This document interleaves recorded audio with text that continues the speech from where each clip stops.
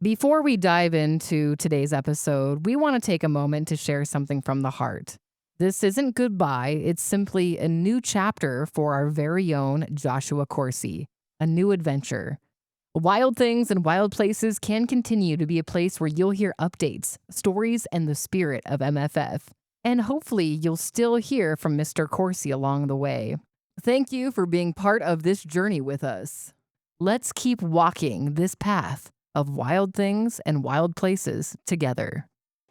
And welcome to another episode of Wild Things and Wild Places. This will be episode 97. What a journey this has been for Wild Things and Wild Places. I'm your guide, Joshua Coursey, and this will be the last opportunity I'll have a chance to visit with you on this platform for a while. I don't know what the future holds, but as it was announced, I will be leaving the Muley Fanatic Foundation.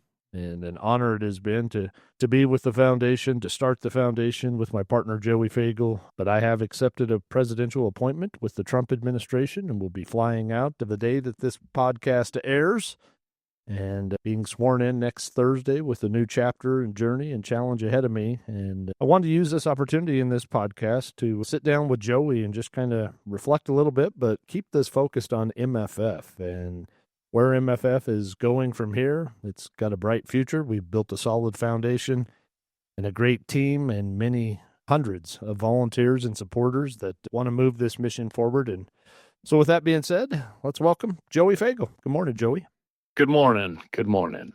How are you on this fine? I assume it's a little rainy at your place today as well, huh? You know, I haven't really paid any attention to the outside yet. Just tackling a lot of things on the inside, and I haven't paid attention to the weather today. Yeah, I love this time of year when you get those April showers. You know what they say. April showers bring Wyoming snow plowers. Yeah. Right?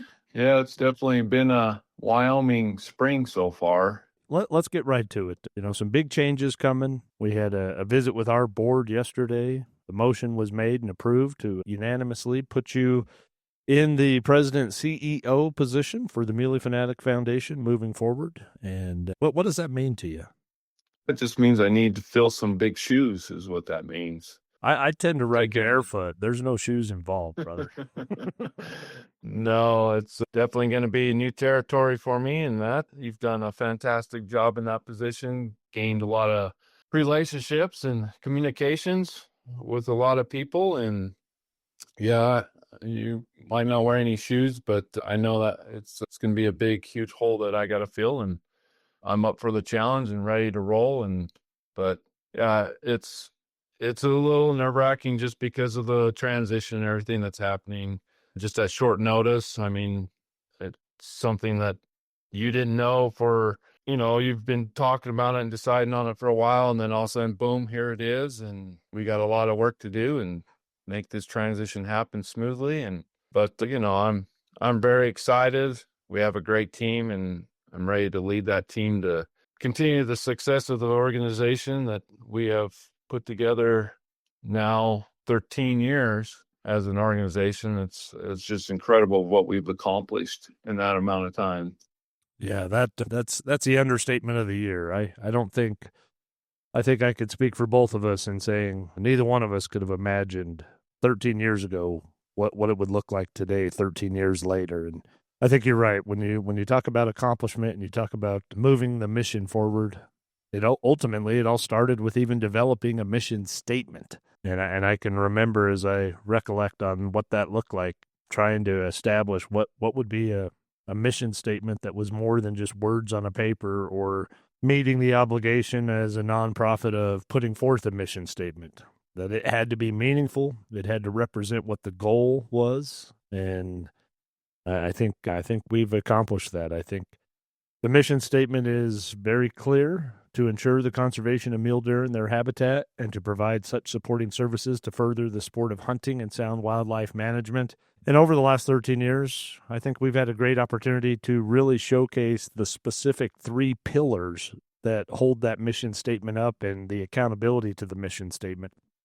It took some time to figure out what all we want to cover, and instead of just the species itself.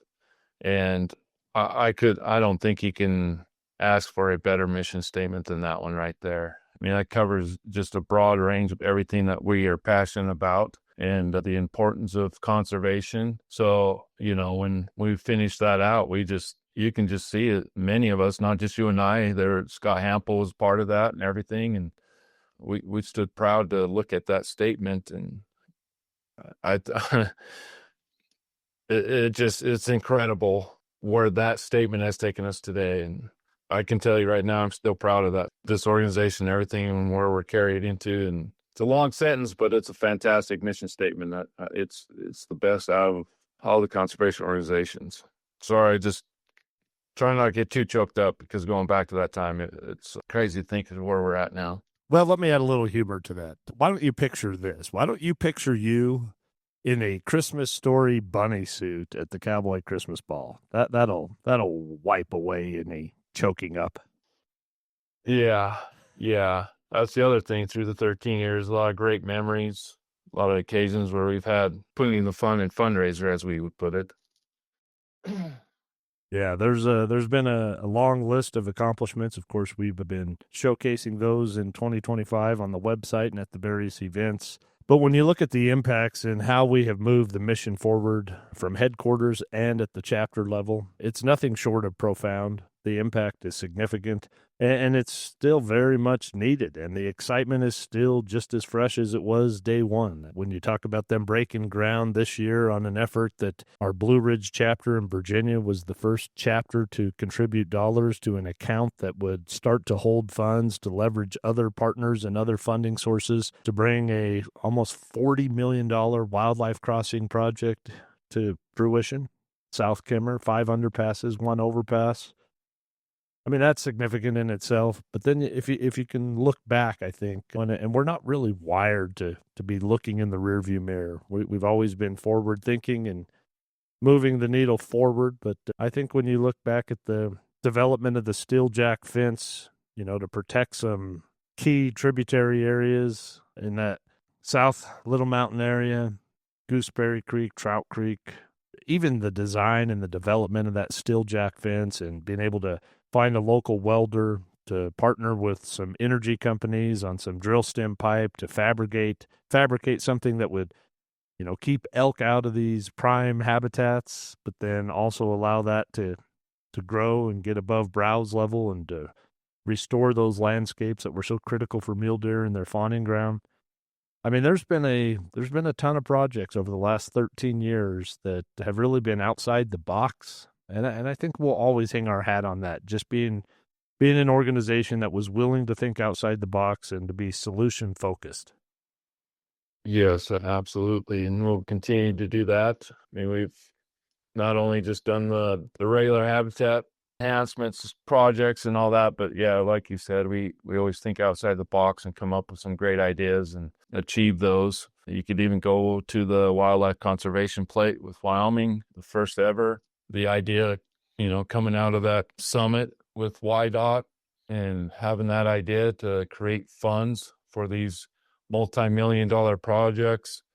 I mean, that was just another idea that we've, thrown around for quite some time, and it was like perfect timing when we attended that summit. Couldn't ask for anything more now where it's at. It's just, it's already accomplished great things, and it's going to continue to do so. I think that's probably one of the biggest highlights as far as thinking outside the box with the organization. Yeah, and timing, both as brothers in Christ and just our faith, to know that God's hand has been in the middle of all these efforts. I can't help but be mindful when I look back on that and think about the Luke Lynch Wildlife Habitat Management Area and the timing of how that information, through funding sources that we were providing, tracking migration, and then being able to identify a bottleneck on the landscape, and then just coincidentally, some might say, but, I'd like to think there was I know there was a bigger hand at play, but for that property to become available in such a small bottleneck of such an important migration corridor, for that property to become available and to pool the resources necessary to be able to secure that landscape that had the intent of being sold and then broken up into 40-acre chunks that would have created not just a bottleneck. At that point, it would have been a complete obstacle for a very important migration corridor. I mean, there's so many things that it's hard to pinpoint them all when you look back, but conservation easements, water improvement projects, predator control projects, wildlife highway crossing projects, fencing projects. But no doubt about it, we have hung our hat on research and being able to provide the best information available in the toolbox to make the best decisions.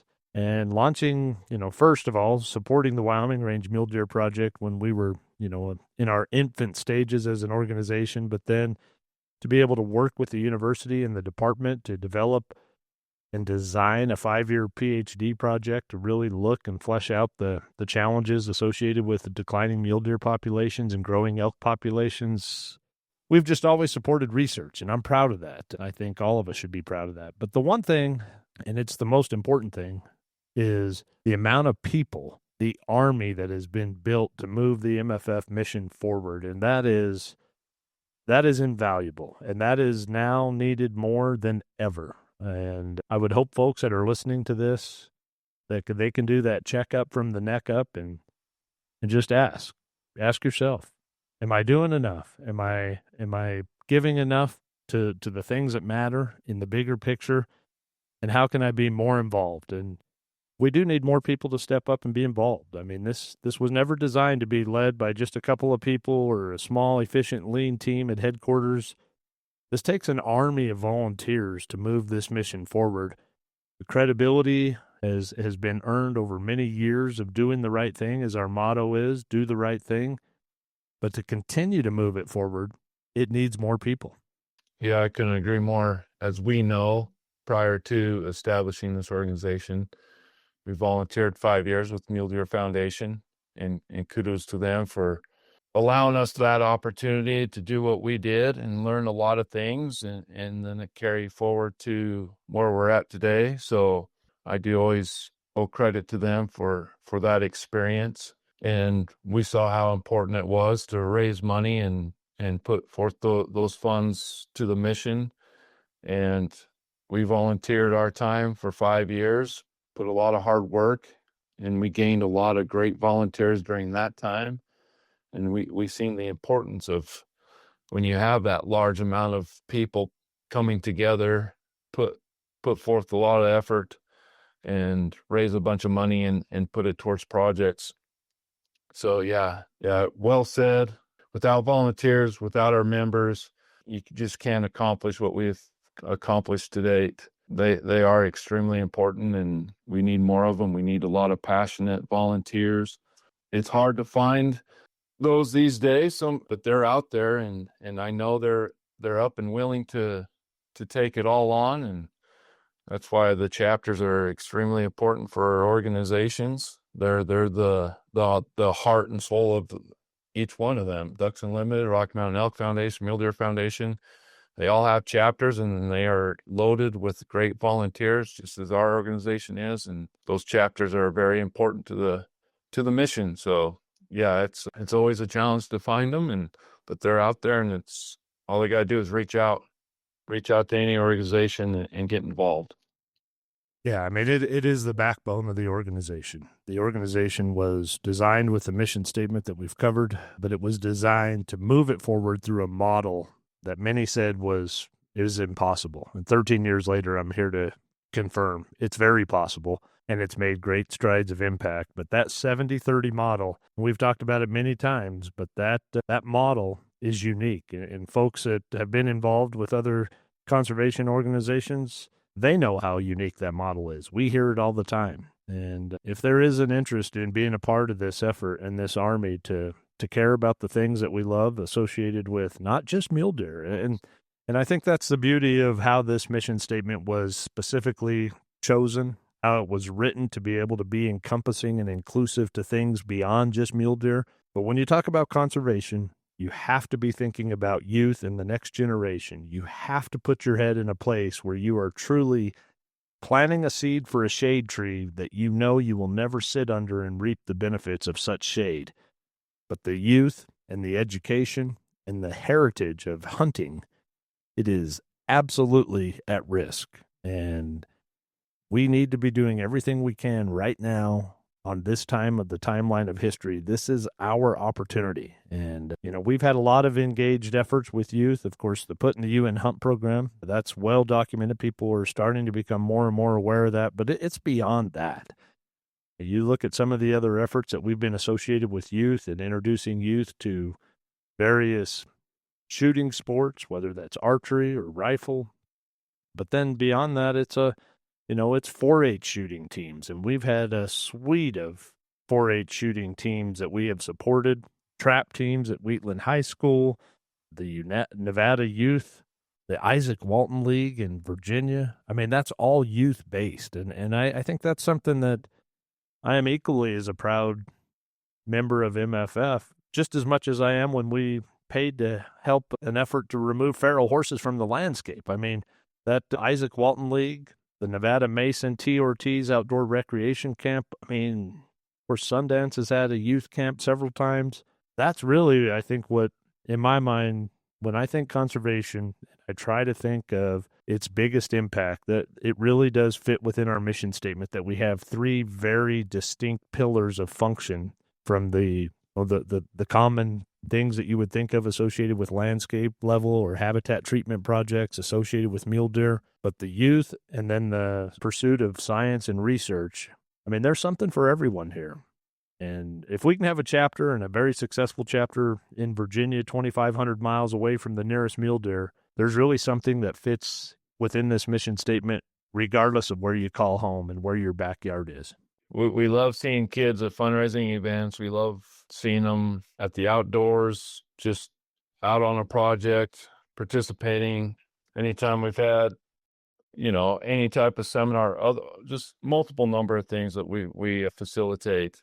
It's always nice to see when parents bring their kids along, help them learn more about conservation, about hunting, and specific about mule deer. And it's definitely one of the most important things we can do. We always talk about why we do a lot of this stuff is so generations can experience what we have. Just like at the game commission that I attended on Tuesday, Wyoming Game and Fish is added an addition to the hunting season for youth only for an extra 5 days. I mean, that's fantastic. This will allow youth to for sure get out there and hunt and experience what we all do and have that father or mother to son or daughter experience and create some memories. It's just incredible that they added that. And a lot of comments I hear from people is like, that's great. That's fantastic. This is what I want.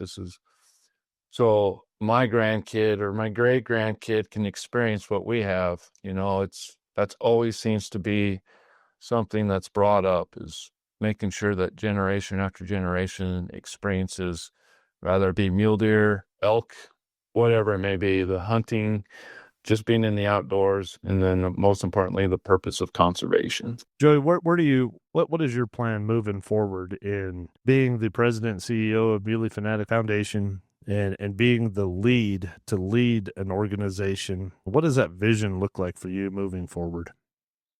Well, just continue what we always do, just trying to think outside the box, come up with new ideas for just what we just talked about.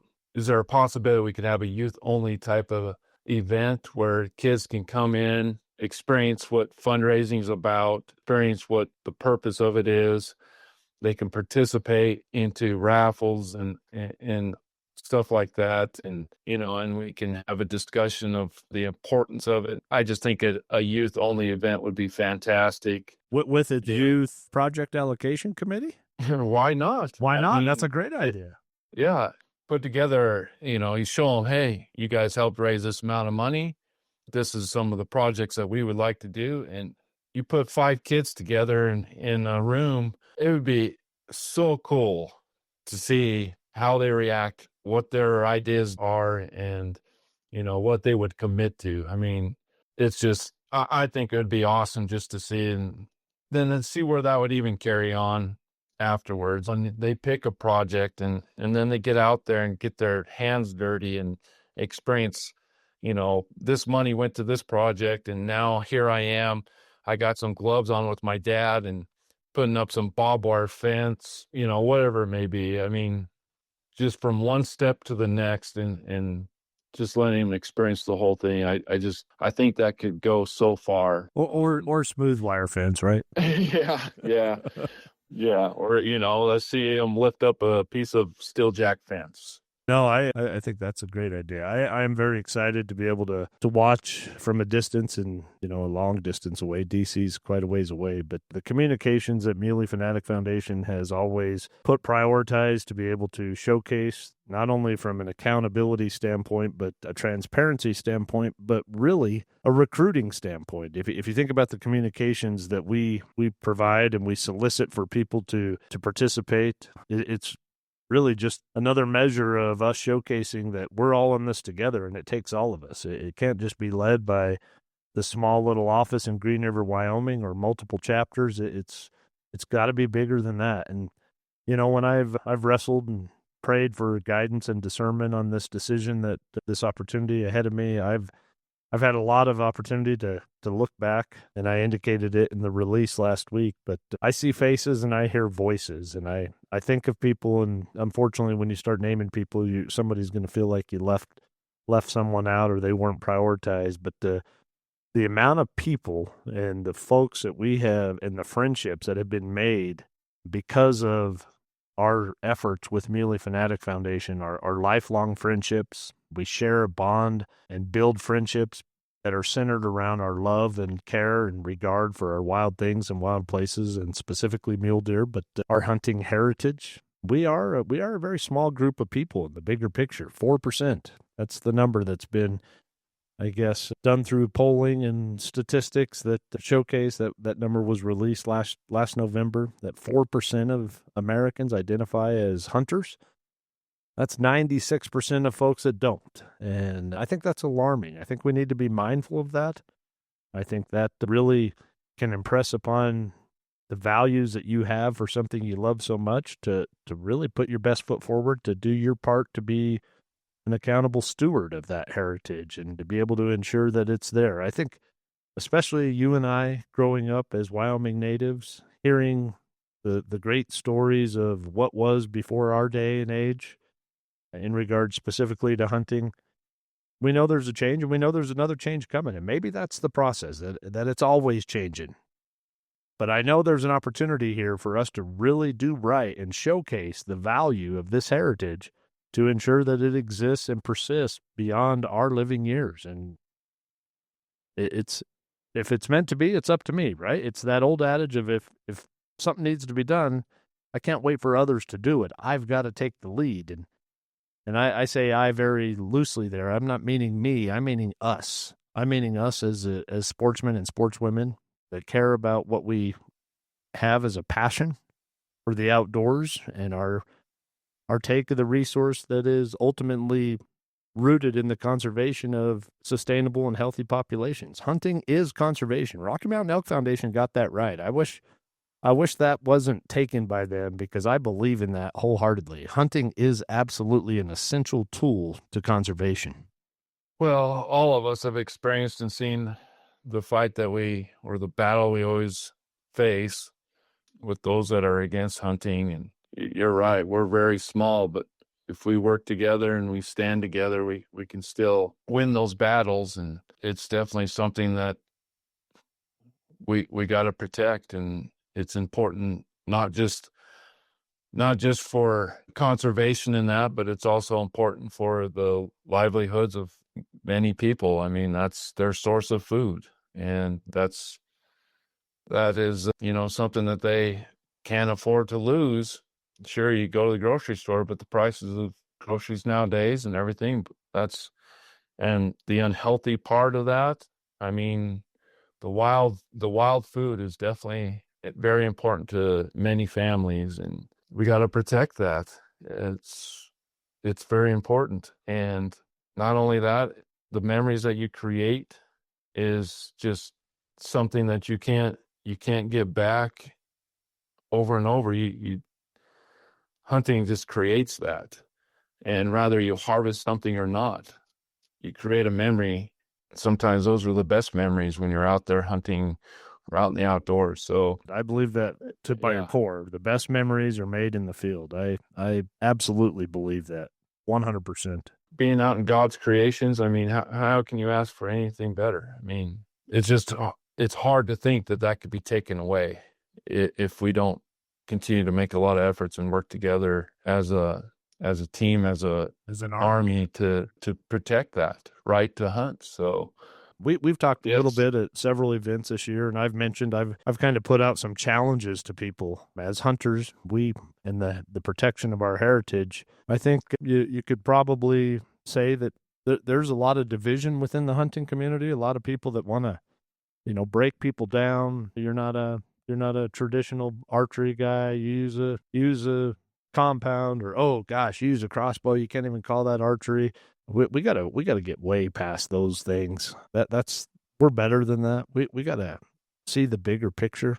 I think we've been on the defense, and so how do you move to the offense? One of the challenges that I have put out already at a few events this year is we need to be inviting. We need to let this 96% of the people that don't identify as hunters know why this is so passionate to us, why this is something that is so important. And we got to invite them.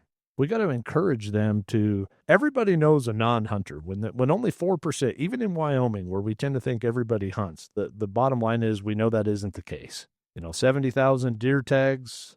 There's 500,000 people. I mean, so yeah, certainly there's more people that hunt in Wyoming than there are in other states, just by lay of the land and where we live and how closely tied we are to the landscape and our natural and wild resources. But we all know a non-hunter. And how do individually, each of us, challenge ourselves to, you know what? I'm going to seek out someone, whether someone I work with or someone my spouse works with or someone that goes to school with my child, that is a non-hunter, that has never experienced this. And I think that there is a great opportunity if each of us could hold ourselves accountable to trying to bring a non-hunter to the fold for them to see why this is so important, why we revere this with the highest regard, why we enjoy it so much, why it leads to us being beyond just the take of the resource, but the conservation efforts that we put forth to protect this resource, to ensure its overall health and sustainability. And I think if we can, each of us take the ownership that that's the responsibility to protect our heritage by being on the offense and breaking down bridges and divisions, I think that's a way we can move the needle forward as well in just that specific regard of our heritage. I spoke about trying to have a youth only event, and I thought, how can I work out to where we can facilitate a non-hunter type of event so people can come in if they are interested in learning more about hunting. How can I get a bunch of these folks together and talk about it and let them learn and have them experience that? And even when there's single parents out there that have kids that want to be interested in it, but they don't know what's the first step. Could we have an event where we can bring everybody together and those folks can attend it and learn more, and then carry that on to their son or daughter that is interested, and then they experience it with their son and daughter, and then there you go, they get out there and create memories, and then they see the whole big picture of what hunting is about. I think it'd be fantastic, and just to get 100 or 200 of those type of folks together, and then they carry that on to, just like what you said, a teacher, a friend, whatever it may be, another relation that they have, to carry that information onto them. And rather they hunt or not, if they just experience, at least they know what hunting is about. When it comes time when we all need to protect that heritage, those people can help stand up against it and say, hey, I'm not a hunter, but I know and understand what this is about. We just need to let it be and not let it go away. It's going to be a challenge for years to come, and we just got to stand together. No, you're absolutely right. And we can continue to talk and talk and talk. And I think because this is the end of one chapter and the beginning of a new chapter, we can ramble a little bit about just the various highlights, accomplishments. Identifying the way to move forward is certainly just how we are within our DNA to move forward. But In closing, Joey, I hope you brought your thinking cap this morning. I hope you're quick witted with this. We're gonna do a little. What we're going to do, and I'm throwing this on you as a just it just came to me as an idea as I started to think about how you were talking about, and we were discussing our heritage and the role that each of us individually have. We're going to do something a little different here. I'm going to say a name. You're going to say a name. I'm going to say a name. You're going to say a name. I want you to just start flipping through your mental Rolodex and thinking about people that have helped move the MFF mission forward at the chapter levels, willing to say, you know what? I'm going to give a little bit more. I'm going to be a little bit more involved because this matters and I want to be a part of this. And so these will just be names. I'll start and then you say a name and I'm going to have one. So you're going to have to be quick on your feet on this, brother. I'll do my best. Are you ready?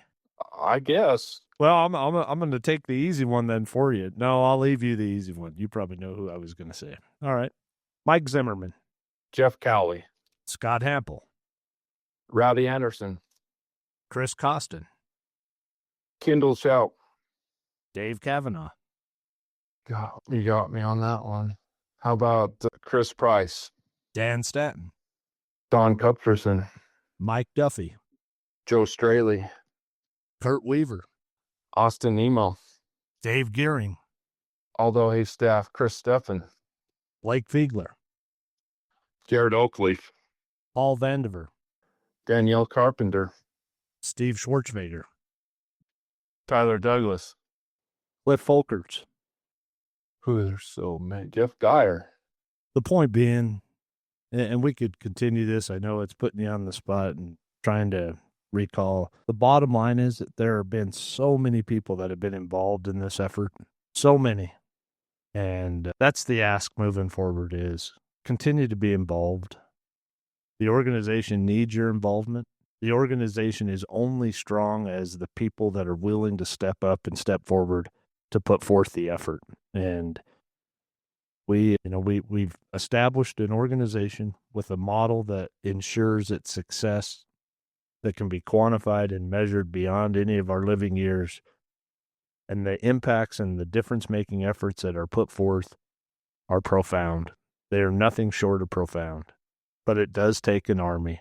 And we need that next generation of names that we want to be able to rattle off like that. And I know we've left many people out. Now that I mean, and just thinking about this, like, gosh, there's so many people that's the problem sometimes when you do that is you leave someone out and you think, well, gosh, Pat Beaucamp or Scott Carpenter, other people that we didn't mention. No, everybody. And the point is they're all important and they each have the great equal value of moving and carrying the MFF mission forward and raising that flag. But the next generation, what does that look like? The Basin Andersons of the world. There are a lot of people that maybe don't know how, or maybe it's going to be too much. There's not too little and there's not too much. It's what you can. It's what you can do. And we're in this together. Joey, I love you, brother. And this has been a heck of a run. And I wish you nothing but the absolute best. And I know that anything I can do, I will do. But just keep on keeping on, brother. I will. I love Mule Deer. I love this organization. And I love you too, brother. And you have a huge challenge ahead of you. But God has a plan. He always has a plan. And these are the journeys he puts us on. I'll keep moving forward with whatever plan he has for me. I'll say it again. I have big shoes to fill, but I'm up for the challenge. I'm ready to go. I'm ready to lead this organization to continue the success that it has and keep it going. Blessings to you for where you're going and the things that you're going to be doing, but I know that it's going to have a lot of great accomplishments, and I know you're going to put forth 100% into it, and there's going to be a lot of proud folks from Wyoming watching you take this journey on. So